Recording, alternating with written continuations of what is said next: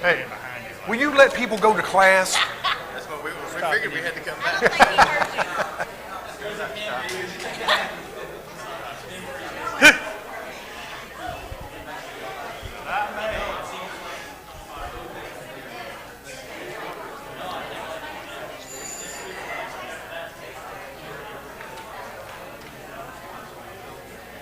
I don't normally do this for myself just because it's how I was raised.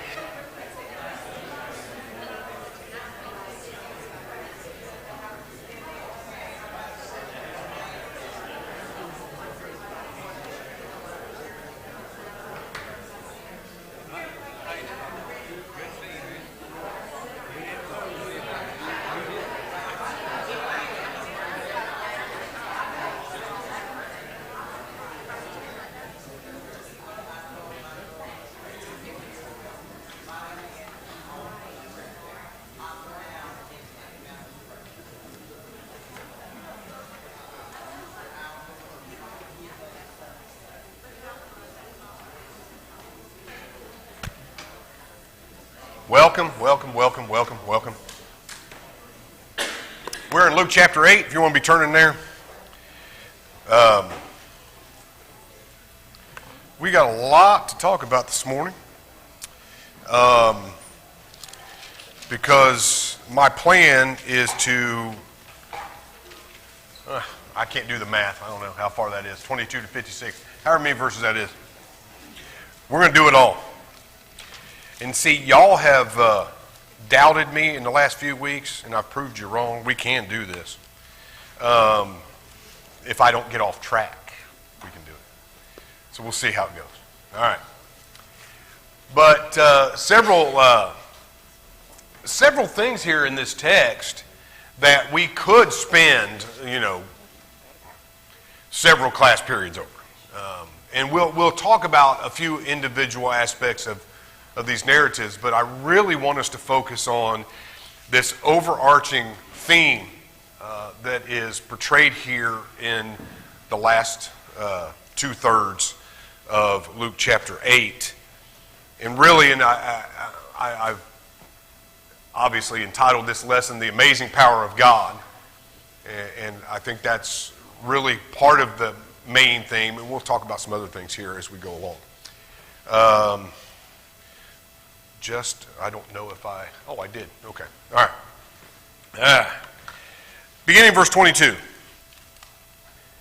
Now on one of those days, Jesus and his disciples got into a boat, and he said to them, "Let us go over to the other side of the lake." So they launched out.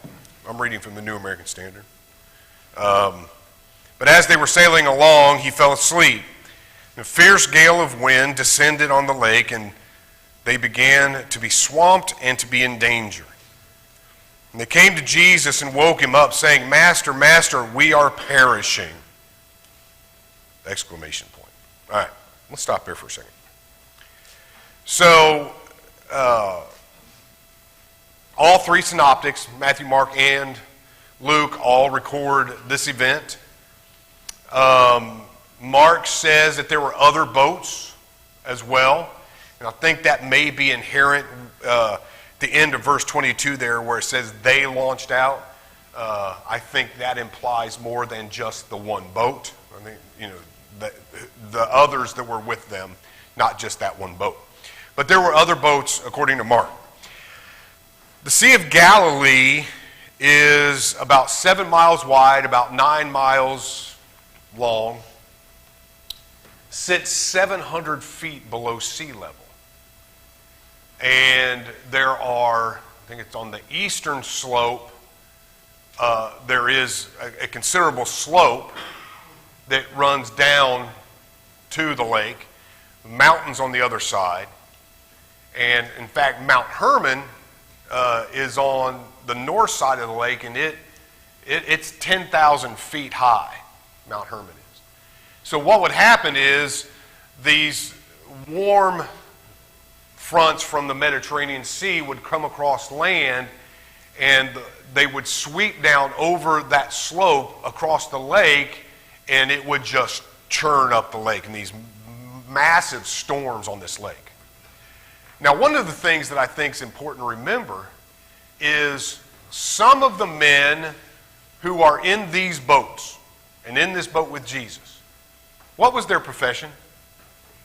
They were fishermen. Are they used to being on this lake? They should be, right?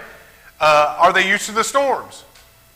So when they say in verse 24, Master, Master, we are perishing. I think the NIV says we're going to drown. Do they know what they're talking about? Yeah, they got reason, right? They've got reason to be afraid here. We would be too, because these, and I've told this before, and I think we've seen pictures of it. These aren't like big cruise liners. They're like big canoes, right? I mean, ostensibly that's what they are. And the wind is blowing and the waves are crashing over. And the New American Standard says they began to be swamped. The Greek word there means to fill up. The boat was filling up with water. And they're afraid. But Jesus is asleep on a cushion in the front of the boat. And so he gets up when they wake him up, and he rebukes the wind, verse 24, and the surging waves, and they stopped, and it became calm. Thoughts on that? What do you think? How would you have reacted? Probably about like they did? What do you think happened? I mean, if you could, create this movie in your mind, your imagination, and you see this, and I like to do this when, put yourself there. This violent storm, the wind's blowing, the waves are crashing over the boat, it's being tossed, it's being filled with water. And they wake up Jesus, and when Jesus says, when he rebukes the wind and surging waves, they stop. Not only do they stop, but Luke says here they became what? It became what? Calm. Now I want you to think of the dichotomy between those two realities. How calm was it? How perfect is Jesus' healing? And we're going to see that a little more here in a few moments. But it's instant, and we see it here. It's instantaneous. But it's also what? Somebody said it. It's complete. It's perfect. So how do you think the calm is? How do you think the water is? Like a glass. I mean, that's how I see it, right? And their response, when he says to them, where is your faith? Verse 25. Now, Mark says, do you still have no faith? I mean, what have they seen already? I mean, we're only in chapter 8, but we've already seen the mighty power of Christ, right? He's raised the dead. He's healed lepers. Okay. Is this the first time that it's had a direct impact on them?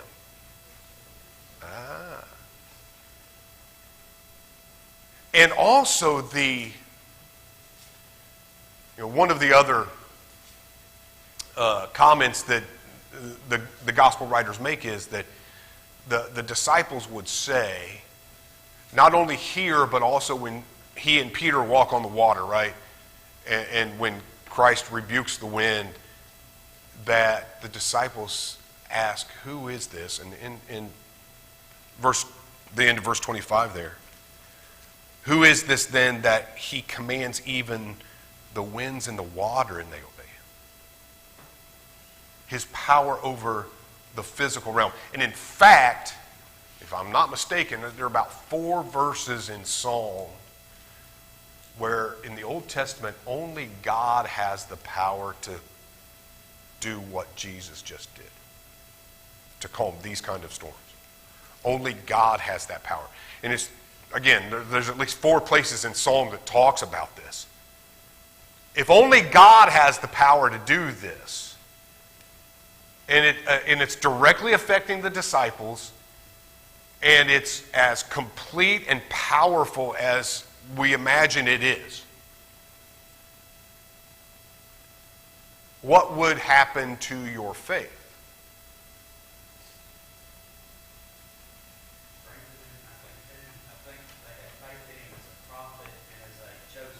Mm-hmm.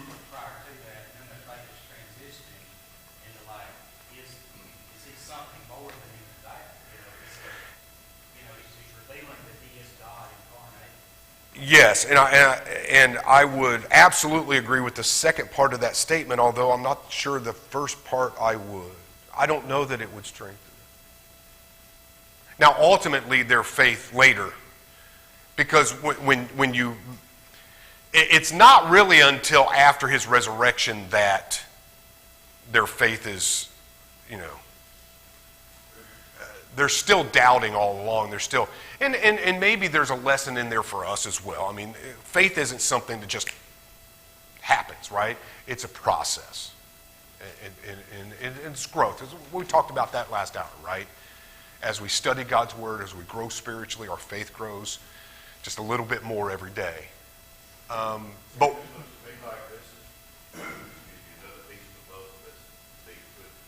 yeah. Yes. But it's interesting here too, and I like how you said that. It's a piece of the puzzle. I'm not sure the puzzle is complete in their minds yet, right? Because they ask the question there in the end of verse 25, who is this? Who is this thing? Now, the funny thing is, we're going to get an answer to that in a couple of verses, but it's not going to come from who you think it should come from. All right? All right, so let's move on.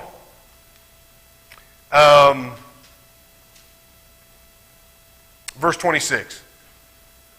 Then they sailed to the country of the Gerasenes, which is opposite Galilee. So they're sailing eastward to the east side, to the area of the Decapolis, which is inhabited by primarily who? Gentiles. Why is Jesus going into a Gentile? Right? I mean, he was sent to who? To the Jews, to the lost sheep of the house of Israel. Why is he going to the Gentiles? I think there is a foreshadowing of the gospel here. That the gospel is not only going to be for the Jews, but also for the Gentiles, right? And so, anyway, they sailed to the other side, and when verse 27, when he had came out onto the land, he was met by a man from the city who was possessed with demons, and who had not put on any clothing for a long time, and was not living in a house, but in the tombs. So he's naked, and he's homeless, and he's possessed. And jump down to verse 29. It says there, second sentence of verse 29, that it seized him many times, this unclean spirit, or these unclean spirits, it seized him many times. And he had been bound with chains and shackles and kept under guard, and yet he would break his bonds and be driven by the demons into the desert. How did the people in the community around there treat this man? How did they feel about this man? He was an outcast. They were afraid of him. And I get it. Because he was possessed and acted like an animal. So that's how they treated him, right? one of the things that we have to keep in mind, and this will become even more clear here in a few moments. How did the Jews see these people over there on the other side of the lake? Lower than a dog? Less than human? They saw them as unclean. Didn't they? If anybody is unclean on the other side of that lake, it's this guy. He's naked, he's homeless, he's living where? In tombs. And if a Jewish person touched anything that was dead, that made them unclean. This guy's not only touching, he's living there. Does Jesus have any problem going to the unclean? No. Not at all. Stop there and make application. What should be our feeling towards those who are unclean?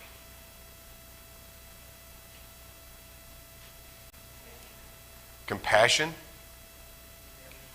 humility. Do we always show the unclean of our society the kind of love and compassion and mercy and grace that Jesus shows? What if we did? What if we did? Think so? How does he know? All right, so let's back up. So this is the interesting part here, Steve, right?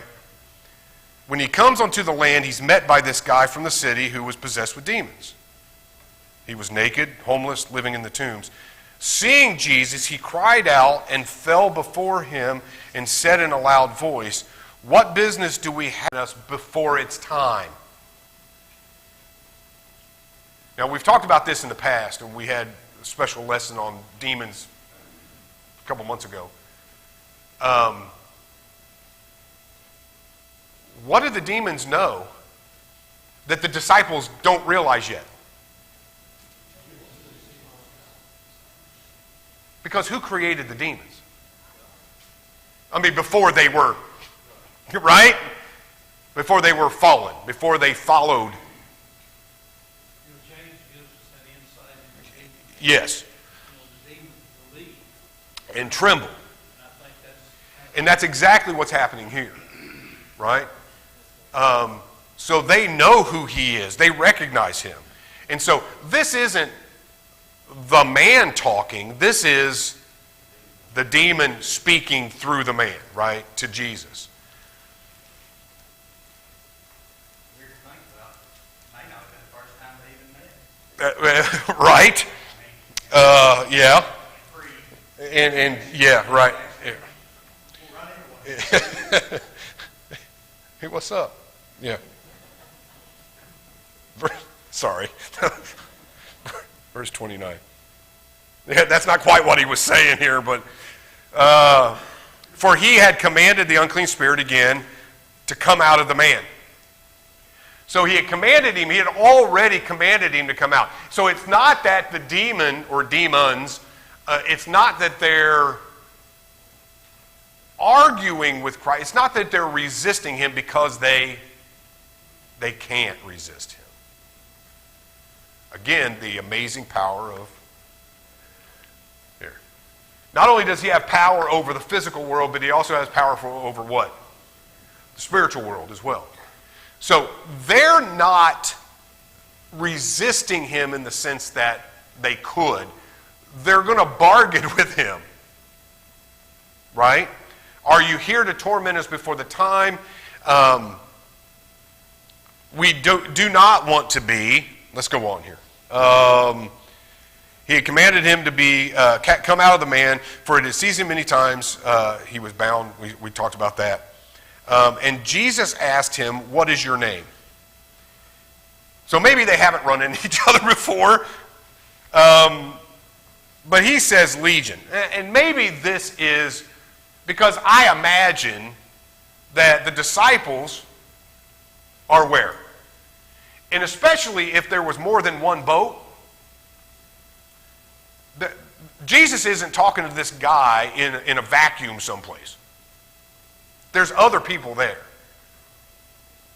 What else is Jesus doing in this process? He's teaching his disciples, those who still have no faith. He's about to show them something else, right? They're going to be witnesses to this. Again, which in time builds their faith, right? What is your name? He says, Legion, for many demons had entered him. I think, again, Mark says that, Legion says this, we are many. Now, a legion, depending on if you add the horsemen in and whatever, we're talking 6,000 to 7,000 soldiers in a legion. Yeah, he's crazy. The demons, there's so many possessing him, it's literally driven him mad, right? He's crazed. And they were imploring him, I think this is important, and this goes back to the study we had on demons. They were imploring him not to command them to go away into the abyss. Okay. So this can be tricky. Because the Greek word for abyss here can mean one of two things.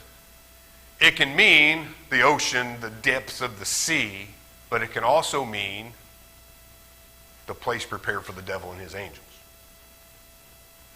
What are they saying here?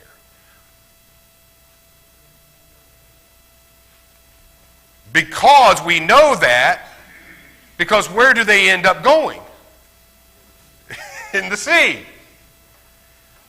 So they're talking about Tartarus or hell, where the place prepared for the devil and his angels, where ultimately Satan and the demons were bound.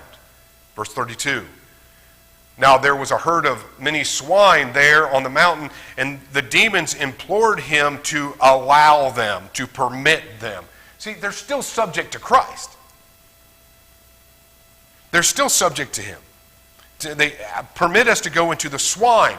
All right, so here's something else. What are swine to Jews? Detestable, unclean. And the herd rushed down the steep. The demons came out of the man. They entered into the swine. The herd rushed down the steep bank into the lake and was drowned. Now, why the swine? I don't know. What happens to them after the pigs drowned? I don't know. But what I do know is that when the herdsmen saw it and saw what happened, they ran away and reported it in the city and out in the country. And the people go out to see what has happened, and they came to Jesus, and they found the man who had the demons, that they had gone out from him, sitting where? At the feet of Jesus, clothed and in his right mind. And they became frightened. Now, where have we heard that before? When Jesus called the sea, the disciples were afraid. Now, these people are afraid. Now, we asked the question earlier. If we saw the mighty power of God in this way, what would it do to our faith? Well, you think, but these people, verse 36, those who had seen it reported to them how the man who had been demon-possessed had been made well. The phrase there, if I'm not mistaken, remember a couple weeks ago we talked about the sinful woman that was washing Jesus' feet, and Jesus says, your faith has made you whole, your faith has saved you. Same language. So it can be literally translated, they saw the man who had been demon-possessed and he had been saved. Context too, if you're Yes. So when they saw him as God, they didn't automatically default to think, oh, he's the kind of God of the Bible. They might have thought he was a God like a Roman God, like who's capricious, who's able to wield power, and talking about being afraid. Sure, but here's the thing. Here's the thing. It says, verse 37, all the people of that country, the Gadarenes and surrounding district, asked him to leave them. For they were gripped with great fear, and he got into the boat and returned. First of all, understand this. Christ doesn't stay where he's not wanted.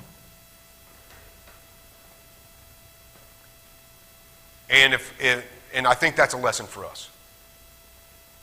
God doesn't stay where he's not wanted. And if we don't want him in our lives, he's not going to intrude in our lives. He invites us in. He wants to be a part of our lives. But the other thing is here, and one commentator I read, and I actually wrote this in my notes. The world seeks a sign. Have you ever heard somebody say that? Well, if God would just show me a sign, if I could just see the power of God, I would believe. You ever heard anybody say something like that? The world seeks a sign, but when God's work is not veiled, the reaction is inevitably fear and even rejection. How did the people respond to seeing the power of Christ? Most people. They rejected him. They were afraid and they rejected him. However, not all, we'll talk about this next hour, but a few do have their faith increased. Just like this Gentile man. Because verse 38 says what? The man whom the demons had gone out of was begging Jesus that he might what? Go with him. Accompany him. Stay with him. But Jesus sent him away. Does that bother anybody? I mean, just a cursory reading of that. That Jesus tells him, no, you can't come follow me. Go away. Does that bother anybody? But what might be the answer to that? I think there are two. One, if he takes him with him back to the other side, to the Jewish territory, and now Jesus has this Gentile with him, what happens? How do the Jews react? Right? What did Paul do with Timothy? They had him circumcised in order for it not to be a stumbling block, right? But I think the other thing is this. Again, I said earlier that a lot of this is foreshadowing of the gospel. Is Jesus always going to be with his disciples there? And in fact, when we get over here another chapter, right? What's Jesus do with the disciples? What does he do with them? He sends them out, doesn't he? Sends the 70 out. Before his death, what does he tell his disciples to do? Go. Go and share the message. What's he tell this guy? Look at verse 39. Return to your house and describe what great things God has done for you. Now, again, the verbiage here is interesting because just in the dialogue here of describe what great things he has done, if you go back to chapter 1, verse 1 and following, where Luke begins and says, he was very careful from the very beginning to share all these things that he had learned and studied. It's the same language. Go and in great detail tell them everything that's been done. And he went away proclaiming throughout the whole city what great things Jesus had done for him. Again, the gospel message here. The good news of God's power and his healing. And so Jesus, verse 40, returns to the other side. And the people welcomed him, for they had been waiting for him. And there came a man named Jairus, that's how it's really supposed to be pronounced, every preacher you've ever heard pronounce it Jairus is wrong. Just it's Jairus. And he was, I don't know, he's not here, so I can call him whatever I want to call him. He was an official of the synagogue, and he fell at Jesus' feet and began to implore him to come to his house. For he had an only daughter, about 12 years old, and she was dying. But as he went, the crowd was pressing against him. Literally, the word here, pressing against, meant it was choking him. It's the same word that's used. Remember when we talked about the parable of the soils and the thorns would choke out? It's the same word. They were choking him. That's. You ever been in a crowd like that? I can't stand that. I'm not claustrophobic, but I've been in some crowds a few times where I was so compressed that it made me claustrophobic. That's how this is. He's being choked out. And a woman, verse 43, who had a hemorrhage for 12 years and could not be healed by anyone, came up behind him and touched the fringe of his cloak, and immediately her hemorrhage stopped. Now, here's something I can't answer. And I actually sent Mike Johnson at Richmond a text the other day, and I asked him this question. He never texted me back, so I'm going to. So if you see Mike, tell him he's in trouble. I wonder if there's any parallel between the... This is just interesting to me, and I don't even know why I'm asking you this, because maybe y'all smarter than me. Oh, I know you are. The girl's 12 years old, and how long had the hemorrhage of blood been? Is there some relationship there? I don't know. I don't know what the relationship between the 12 years and 12 years. Phil, there's your question for next week. Phil always asks me questions that I can't answer.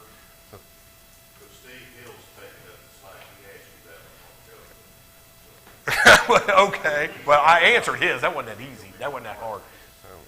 But 12 and 12, figure that out. All right. And Jesus said, verse 45, who is the one who touched me? In fact,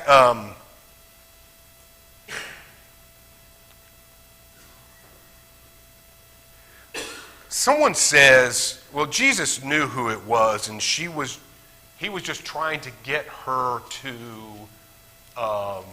acknowledge what she had done. The problem with that is the language, the Greek language there in that and in verse 46 is masculine singular nominative, which means that he really didn't know who it was. Is that even possible for the omniscient Christ? It's kind of like when he fell asleep in the boat. Did the omniscient Christ make you go to sleep? Because he was in human form. Yeah. And in this sense, I think that we don't fully understand what life was, but there were limitations to him in human form in the sense of self-imposed limitations. Yeah, I think there's, and again, I don't have all the answers to those things. I don't know, but I think there's some reality to that. I think sometimes and I've said this before, I don't want to diminish his deity at all. I'm not saying that. But I think sometimes we emphasize his deity so much, we forget about his humanity. That he was human. He did get tired. He did get hungry. There were things, and I've given this a lot of thought and a lot of study. And we may have talked about this before. Did Jesus First of all, where was he in the beginning? John 1 and what does it say? Where was Jesus in the beginning? He was there, and all things were made by him and for him. Does Jesus, or did Jesus, when he left heaven and took on the form of man, did the second person of the Godhead know the physiology behind walking? The principle of how the body moves. How did he know all that? Because he designed it, he created it. But when he became a man and was born a child, what did he have to learn to do? He had to learn to walk, didn't he? Did he understand that the man he created would get hungry? Absolutely, because what did he tell him in the garden? You can eat, but don't eat of that tree. But did God know, or had God experienced what it really meant to be hungry? No. Jesus learned. Matthew chapter 4, what it was like to be really hungry, to the point of temptation, right? So we need to remember, not only is he fully divine, but he is also fully human. All right. So anyway, the point is, someone touched him and power had went out from him, verse 46. Just as, and I think there's a play on words here with Luke, just as this flow of blood was leaving this woman, the flow of grace, the flow of power left Christ when she touched his garment. There's this flow. It's a beautiful concept. When the woman saw that she had not escaped notice, she came, here it is again. Why is she trembling? She's afraid. What happened in the boat to the disciples? When they saw Jesus' power, they were afraid. What happened to the people of the country when they saw God's power? They were afraid.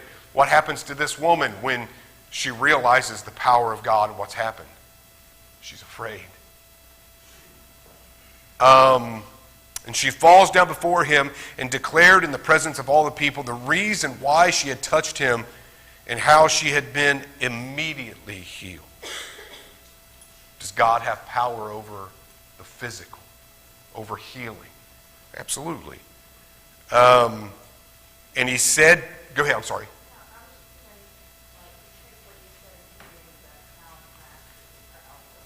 Yeah. Mm-hmm.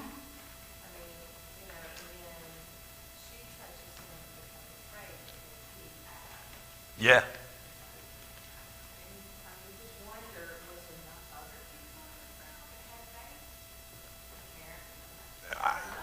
Right. It is. It is. And what were the other people pressing against him for?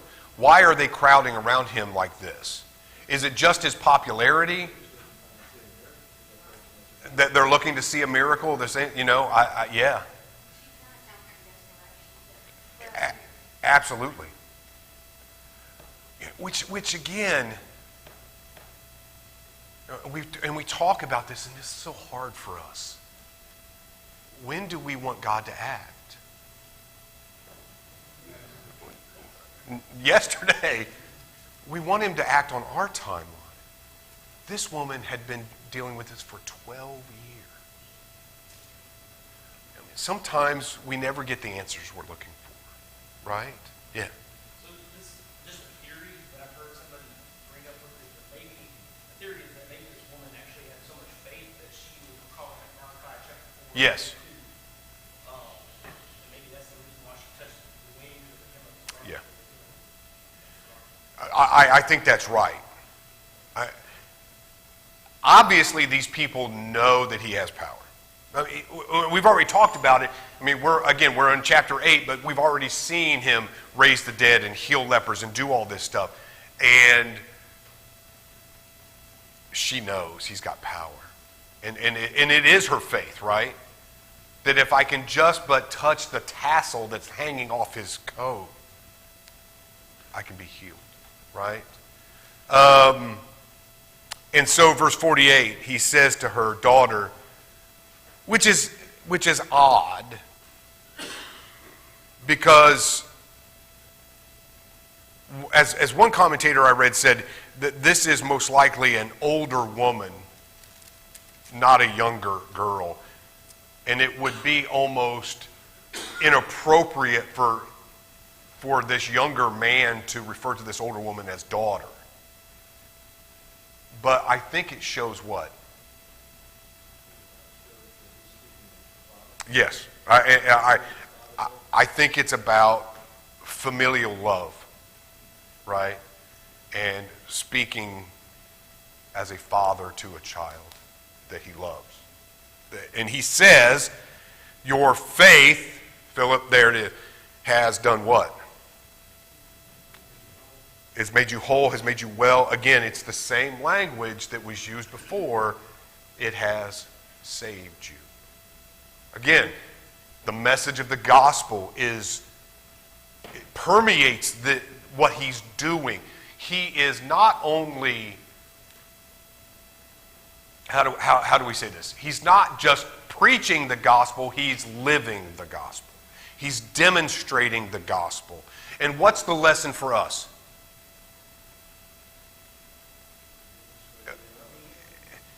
You've heard people say, I'd rather see a sermon than hear one, right? I mean, yeah, when you listen to some of us long enough and you go, yeah, sure. We've been going through this.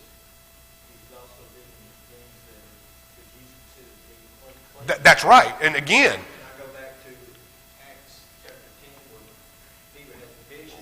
yes. Peter, what I'll call common. So we've seen, he goes into the land of the Gentiles. This guy's in the tombs with the dead folk, right? The swine are there. And then now you have this woman who, a menstruating woman was unclean for 7 days after. And now he's going to Jairus' daughter who is dead. It's the gospel of God has power to heal that which is unclean, to make clean what is unclean. And so he says, your faith has saved you. Go in peace. While they're speaking, we just got a couple minutes here. Someone came down from the house of the synagogue, the official's house, and said, your daughter has died. Do not trouble the teacher anymore. But when Jesus heard this, I just thought of something. I don't know. I blanked out for a second. Okay. Your daughter has died. Don't trouble the teacher anymore. But Jesus, when he heard this, he answered him, do not be afraid any longer. Only believe, and she will be, it's the same language, she will be saved, made well. When he came to the house, he did not allow anyone to enter with him except Peter, James, and John, and the girl's parents. Now when they were all weeping and lamenting for her, he said, stop weeping, for she has not died, but she is asleep. And they began laughing at him, knowing that she had died. Now, again, one commentator said that these were the professional mourners that knew she was dead, and they're the ones laughing. I'm not sure that's the case, because if we read it chronologically here, and that this is what happened, who's he say this to? He says it to the parents. And who starts laughing at him? The parents do. They began laughing at him, knowing that she was dead. He, however, took her by the hand. Again, he's already said that he didn't allow anybody else to go in except Peter, James, and John, and mom and dad. So somebody's laughing, and it's not the people outside. And her spirit returned, and she got up immediately, and he gave orders for her to have something to eat. There again is that compassion and that love. And her parents were amazed. It's kind of this, they wonder, it's the same thing that the disciples did in the boat. But he instructed them not to tell anyone what had happened. All right. That's it. We got through verse 56. And next week we'll tackle part of chapter 9. And then see how far we get. And then Andy is going to cover class while I'm recovering from my daughter's wedding next week. All right, or the week after. Thank you.